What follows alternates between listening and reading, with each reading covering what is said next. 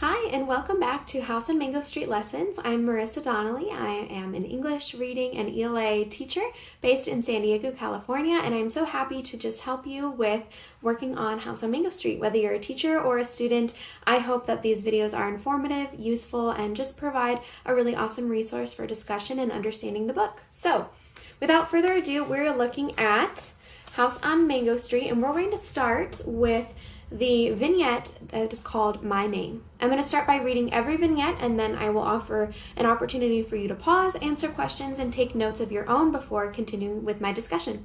So, my name. In English, my name means hope. In Spanish, it means too many letters. It means sadness. It means waiting.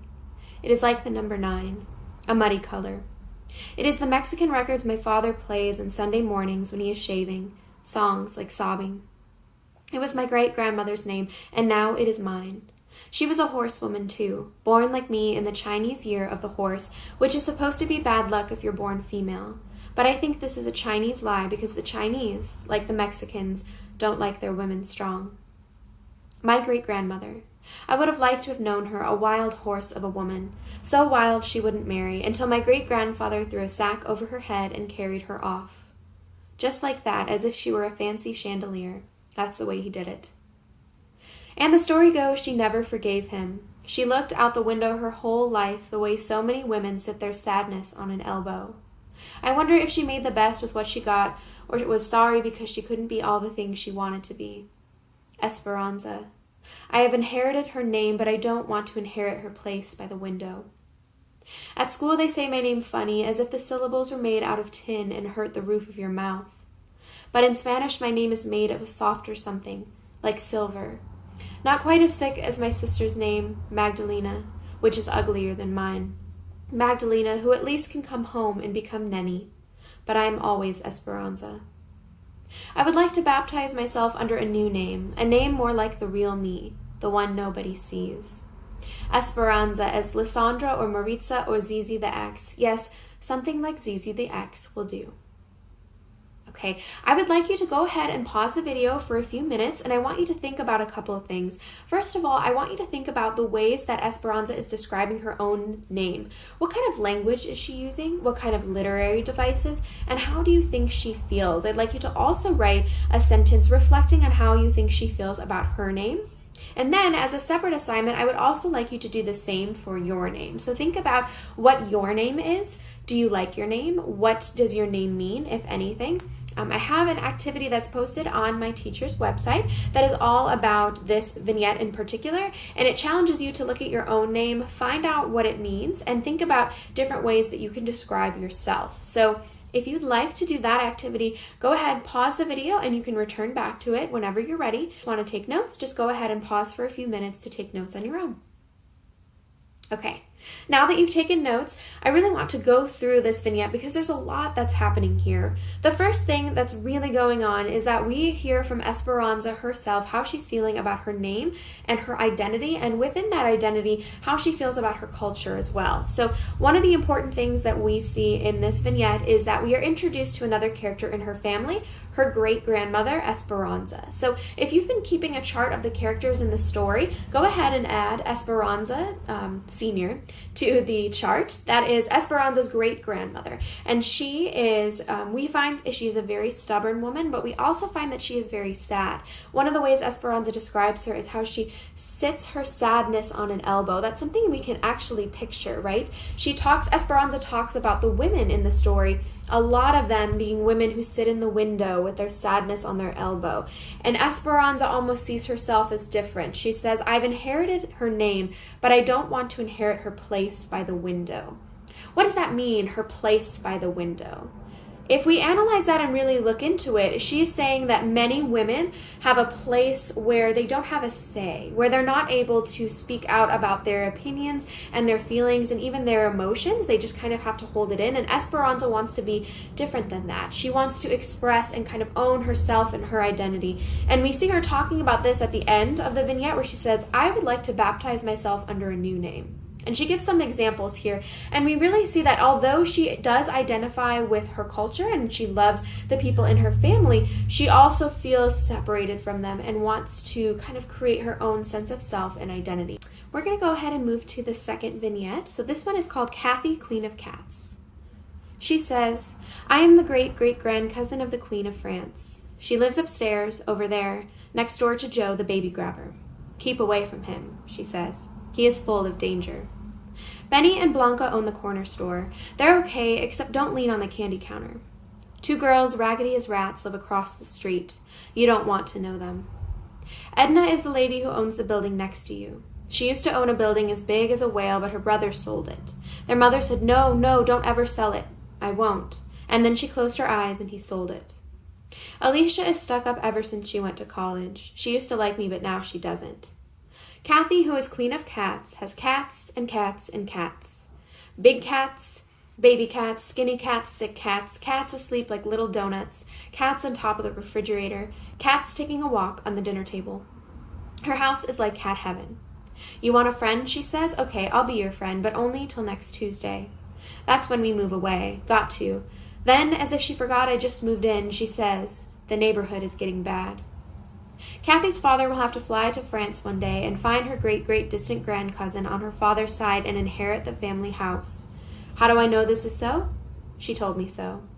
In the meantime, they'll just have to move a little farther north from Mango Street, a little farther away every time people like us keep moving in. Okay, I want you to pause the video again, and I want you to think specifically as you take notes about this vignette, think about where we see elements of culture and poverty. And I'd also like you to think particularly about Cathy. Who is Cathy, and how could we describe her character?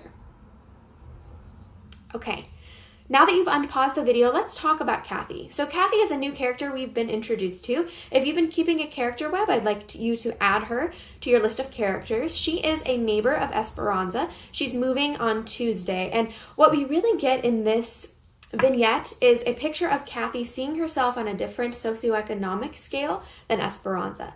Esperanza and her family are kind of lumped into this category of poor people, and we see that in how Cathy, especially at the beginning of this vignette, is very judgmental. She judges all of the neighbors. She has something to say about each individual person, and then she says and creates this boundary between her people and Esperanza's people and says, you know, people like you, when people like you are moving in, or we need to get away, it's getting bad.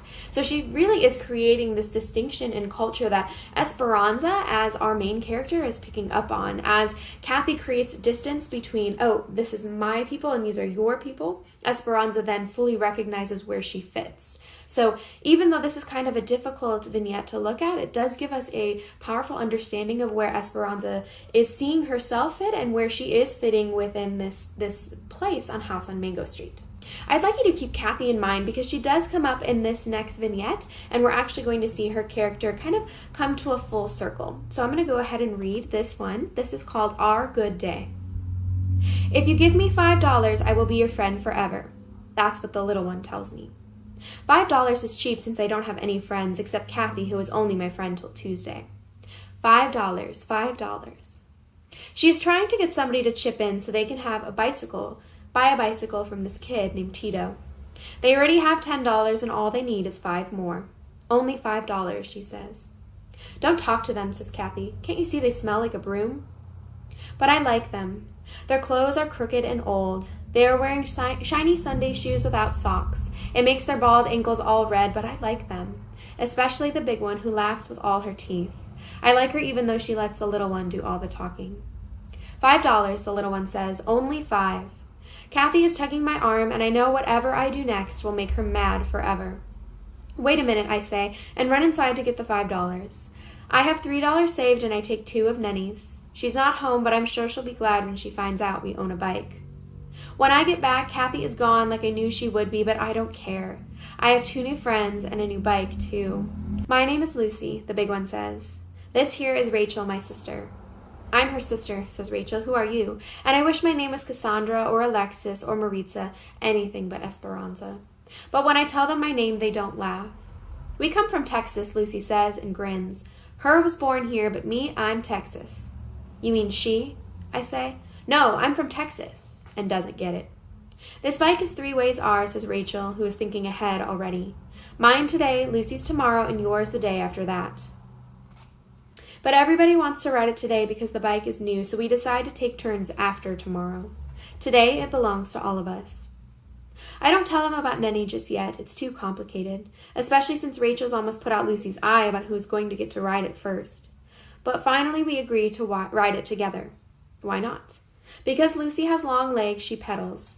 I sit on the back seat, and Rachel is skinny enough to get up on the handlebars, which makes the bike all wobbly, as if the wheels are spaghetti. But after a bit, you get used to it.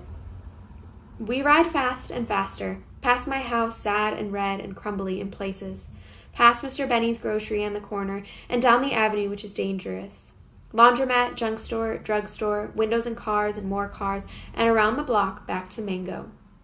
People on the bus wave. A very fat lady crossing the street says, "You sure got quite a load there." Rachel shouts, "You got quite a load there too." She is very sassy. Down Mango Street we go, Rachel, Lucy, me, our new bicycle, laughing the crooked ride back. Okay, why don't you go ahead and pause the video again. This time I want you to think about the characters that we're introduced to. We have 2 more characters, and we also we hear a little bit about Cathy. As you think about Cathy, I also want you to think about how her character has changed, what happens to her at the beginning and at the end of this vignette. Now that you've unpaused the video, let's jump in. So our good day is a very simple vignette that talks about friendship, and it also talks about different people kind of coming together and just the bond that we can see between Esperanza and her new friends. And we also become very aware in this vignette the distinctions between, again, these classes. So we talked about social class and poverty a little bit with our last vignette, but now we see it very apparently in this one as well. At first, we have Cathy, who is one of the characters present in the beginning. She's passing judgment on the new girls, and she is saying, can't you see they smell like a broom? So hopefully you wrote that down as a literary device that's being used. That's a simile. We're making a comparison between the girls and a broom. And we're saying the girls are like a broom, which means probably they're smelly, dirty. I think Esperanza even spoke about their clothes being crooked and old. So we have this very apparent difference between what these girls look like and what Cathy must look like based on how she judges them. So when Esperanza makes the choice to be with the new girls as opposed to spending time with Cathy, there's a very clear line that's being drawn, and that's what happens to Cathy. So maybe in your notes you wrote that Cathy passed judgment, which would be great. She also kind of doesn't want to associate with these other girls, so when Esperanza in a way chooses them over her, she decides she doesn't want to be her friend anymore, and she leaves. So Esperanza says she's gone, she's mad forever, and again we see that distinction between who Esperanza is and who she chooses to identify with, and where she fits, versus Cathy, who is kind of on this other end and very judgmental. So then we're introduced to these new girls. We have Lucy and Rachel. One of the challenging things, and yet one of the exciting things about this story, is that there is no dialogue, there's no quotations, there's no punctuation to distinguish words of the story versus words from characters. So as you are starting to read, that can feel very confusing, but as you get the hang of it, you can also see that it does create a natural flow as opposed to the dialogue in a way interrupting the way we're reading it. So as we're going through the story, we don't know who is saying what, and we might actually have to reread each vignette to kind of have a deeper understanding. But we're introduced to 2 characters. Lucy is the older girl, Rachel is the younger girl, but Rachel is more of a spitfire character. She is the one that's taking direction. She's the one that's kind of making the movements, asking for the money, and kind of putting the pieces together, even though Lucy is the older character. Then we are left at the end of this vignette with a powerful image of the 3 girls all on one bike.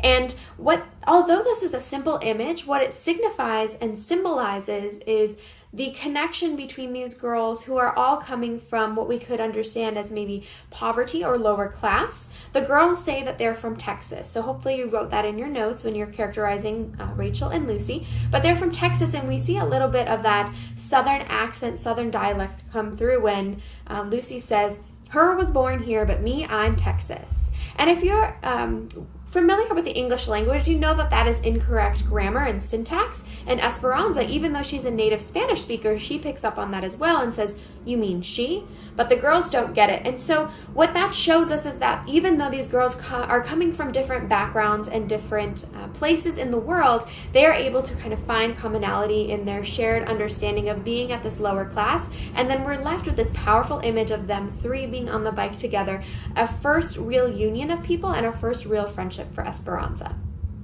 So that's all I have for these 3 vignettes. I hope this was helpful just in terms of breaking it down, analyzing it a bit, and giving you some questions and some thoughts to ponder.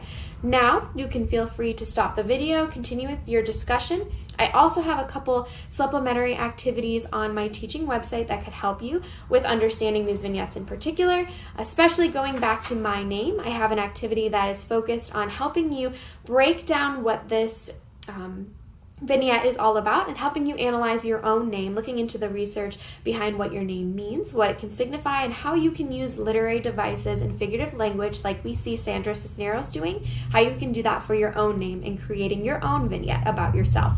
So hopefully this was helpful. If you have any questions, whether you're a student or a teacher, please feel free to leave a comment or to connect with me directly on my website or over email.